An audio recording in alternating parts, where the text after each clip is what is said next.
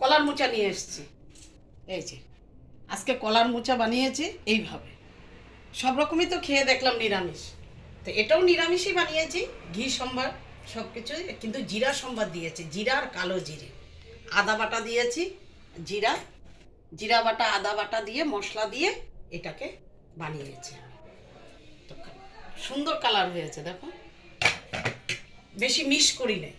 তার সাথে বানিয়েছি এই যে ভটভটি আলু ভাজা করেছি কালো জিরের সম্বাদ দিয়ে। সর্ষা পাতার বড়া করেছি, এই যে দেখো সর্ষা পাতা বেরিয়ে গেছে। শীতকালে তো সর্ষা পাতা খাইতে স্বাদ। এখানে লাই পাতা পাওয়া যায় না। টমেটোর ডাল করেছি, টমেটোর ডাল করেছি। আর মূলোর শাক করেছি, কচি মূলো পাতা নিয়ে এসেছিলাম শাকের জন্য, সেটা শাক করেছি। এখন শীতকাল তো সবজির অভাব নেই, কিন্তু দাম প্রচুর। এই যে আমার রান্নাটা, থালটা সাজিয়ে দিলাম। সাদা ভাতের সাথে জমে যাবে না খাবারটা। আর কি চাই, মাছ মাংস দরকার নেই, এটাতেই মানে অমর্ত্য খাওয়া।